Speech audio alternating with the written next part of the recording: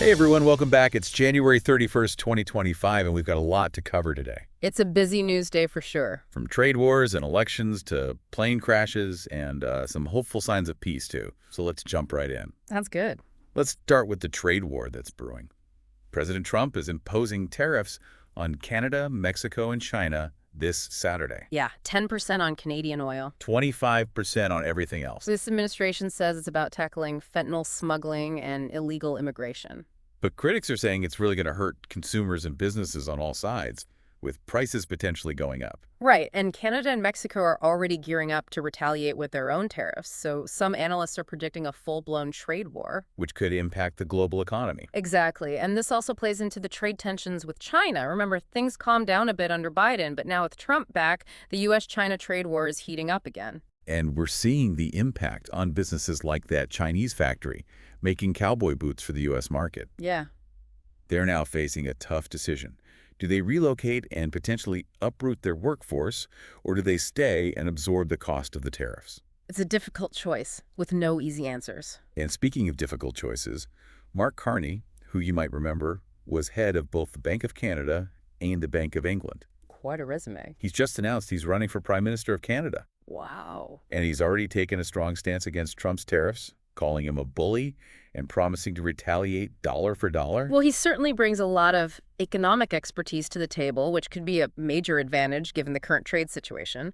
But it remains to be seen if voters will choose a technocrat like him over a more seasoned politician. This election is going to be very interesting. Definitely. Now, shifting gears to some tragic news out of Philadelphia. Oh, yes. A small medical transport plane crashed into a residential neighborhood, causing explosions and injury. I saw the footage. It's just awful. We still don't know how many people died, and this comes just days after that other deadly plane crash in Washington, D.C. It's heartbreaking. On a more hopeful note, we're seeing some positive developments in Venezuela. 6 American detainees have been released after discussions between the Venezuelan government and a Trump envoy. This could be a sign of improving relations between the two countries, though the White House is downplaying it for now, saying this doesn't mean they're recognizing Maduro's government. Right. It's a cautious step, but it could be a step in the right direction. Definitely something to keep an eye on. Now, over in Ukraine, there are reports that North Korean troops fighting alongside Russian forces might have withdrawn from the front lines in the Kursk region after suffering heavy losses. That's interesting. North Korea's involvement in this conflict by providing ammunition and weapons to Russia already shows the kind of challenges Russia's facing.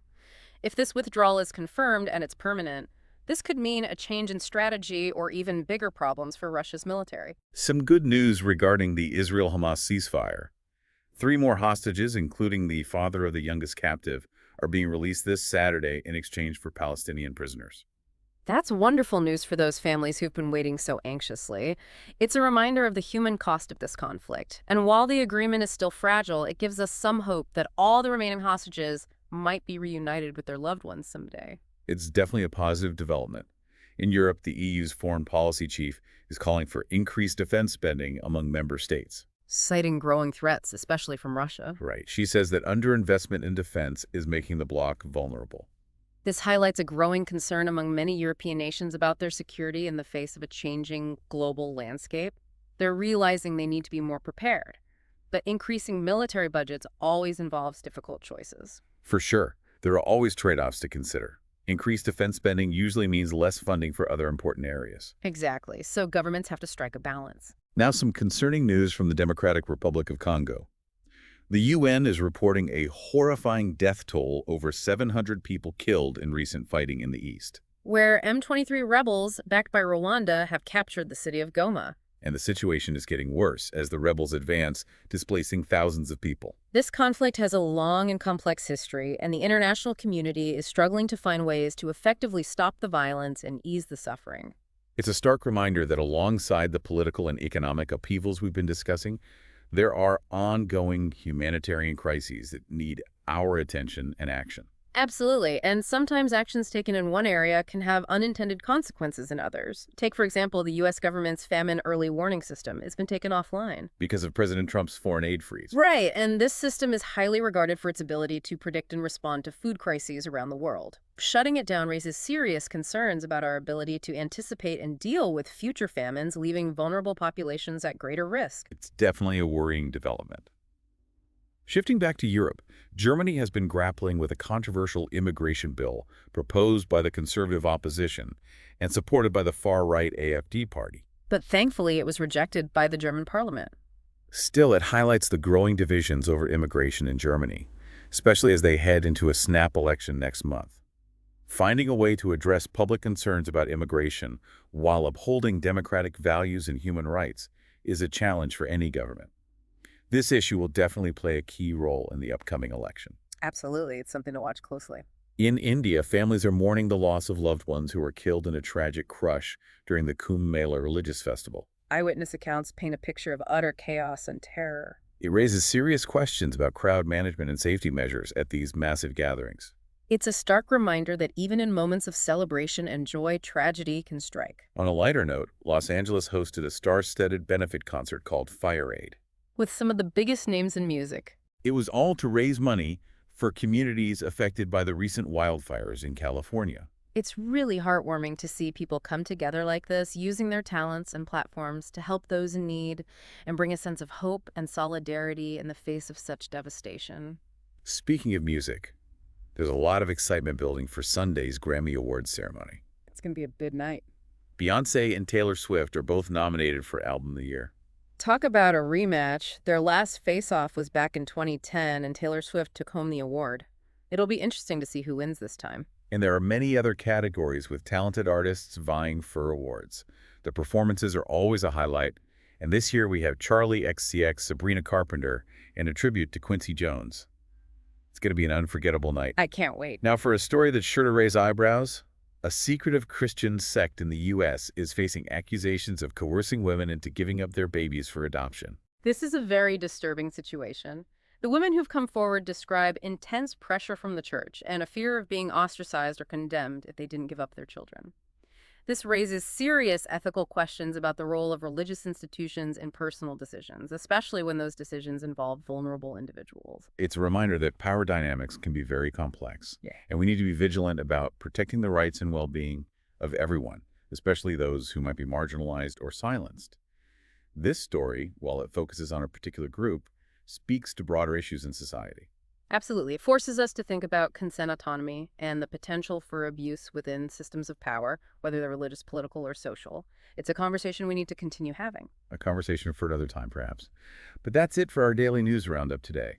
We covered a lot today, from trade wars and political changes to heartbreaking tragedies and hopeful signs of peace. It's been a whirlwind of current events, but staying informed and engaged with the world around us, both the good and the bad, is crucial. I couldn't agree more. Thanks for joining us, everyone, and we'll see you tomorrow for another roundup of news and analysis. Until then, stay curious, stay informed, and stay engaged. And it really shows how delicate the situation is. Each release brings a little bit of hope for a more peaceful future, but there's still a long way to go. Absolutely. Now, shifting gears to Europe, the EU's foreign policy chief is urging member states to increase their defense spending. Saying it's because of growing threats, especially from Russia. Yeah, she argues that not investing enough in defense is making the bloc vulnerable. This call for more spending shows how worried many European nations are about their safety. With all the changes happening globally, they're realizing they need to be ready for anything.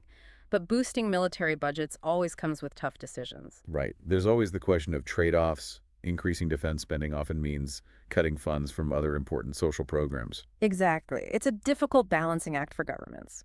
And speaking of difficult situations, the news from the Democratic Republic of Congo is truly alarming. The UN is reporting a horrifying death toll. Over 700 people have been killed in the recent fighting in the east, where those M23 rebels backed by Rwanda have taken control of the city of Goma. And it's only getting worse as the rebels move forward, displacing thousands of people. This conflict has a long and complicated history, and the international community is really struggling to find effective ways to stop the violence and help the people suffering. It's a stark reminder that even as we're dealing with things like trade wars and political maneuvering, there are ongoing humanitarian crises happening right now that demand our attention and action. Absolutely. And sometimes actions taken in one place can have unforeseen consequences in others, like with the U.S. government's famine early warning system. It's been shut down. Because of President Trump's foreign aid freeze. Right. And the system is highly respected for its ability to predict and respond to food crises all over the world. Turning it off raises some serious concerns about our ability to predict and handle future famines, which could leave vulnerable populations at even greater risk. It's a sobering thought. The intention behind freezing foreign aid might be to serve certain interests here at home, but it could have devastating ripple effects globally, making it much harder to address critical humanitarian needs. It really shows how seemingly unrelated decisions can have unintended consequences. Definitely back in Europe, there's been a heated debate in Germany over a controversial immigration bill that was proposed by the conservative opposition and backed by the far-right AfD party. Fortunately, it was rejected by the German parliament. But it does highlight the growing divisions over immigration in the country, especially with a snap election coming up next month. It's a real challenge for any government to balance addressing the public's concerns about immigration while also upholding democratic values and human rights. This will undoubtedly be a key issue in the upcoming election. Absolutely. It'll be interesting to see how it all plays out. Now to India, where families are grieving the loss of loved ones who are killed in that tragic crash during the Kumbh Mela religious festival. The eyewitness accounts describe a truly chaotic and terrifying scene. It's raised a lot of questions about crowd management and safety measures at these huge gatherings. It's a reminder that tragedy can strike even in moments of celebration and joy. On a more positive note, Los Angeles hosted a star-studded benefit concert called Fire Aid, Featuring some of the biggest names in music. all to raise money for the communities devastated by the recent wildfires in California. It's truly heartwarming to see people come together like this, using their talents and their platforms to help those in need and bring a sense of hope and solidarity in the face of such devastation. Speaking of music, the anticipation is building for Sunday's Grammy Awards ceremony. It's going to be a big night. Beyoncé and Taylor Swift are going head-to-head for Album of the Year. It's a rematch of their 2010 Face-Off, which Taylor Swift won. It's going to be fascinating to see who wins this time, and of course there are so many other categories with incredible artists all competing for these top awards. The performances are always a highlight, too, and this year we have Charlie XCX, Sabrina Carpenter, and a special tribute to the legendary Quincy Jones. It's shaping up to be a truly memorable event. Definitely. Now for a story that's sure to raise some eyebrows. A secretive Christian sect in the U.S. is facing accusations of coercing women into giving up their babies for adoption.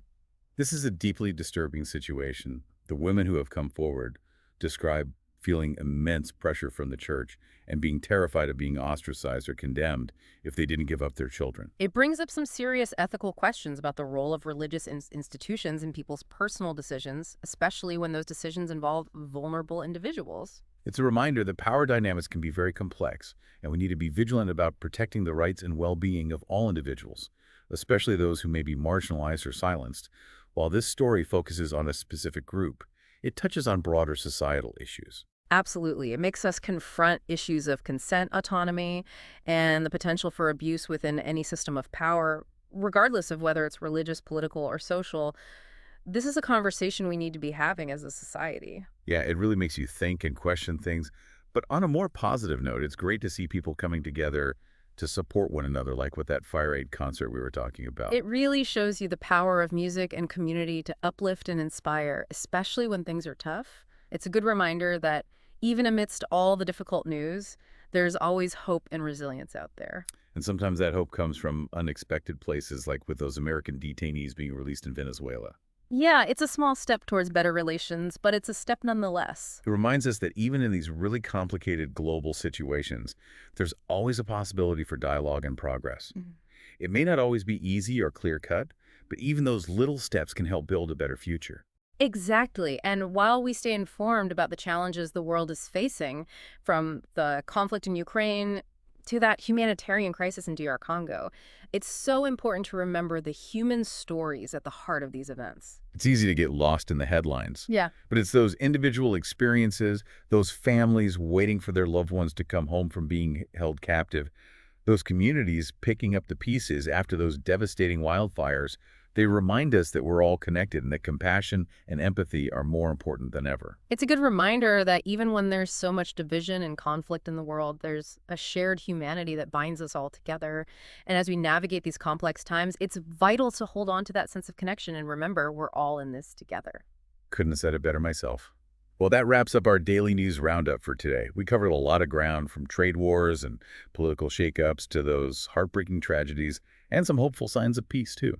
It's been a whirlwind tour of current events, but staying informed and engaged with what's happening in the world, both the good and the bad, is absolutely essential. I completely agree. Thanks for joining us, everyone. We'll be back tomorrow with a fresh roundup of news and analysis. Until then, stay curious, stay informed, and stay engaged.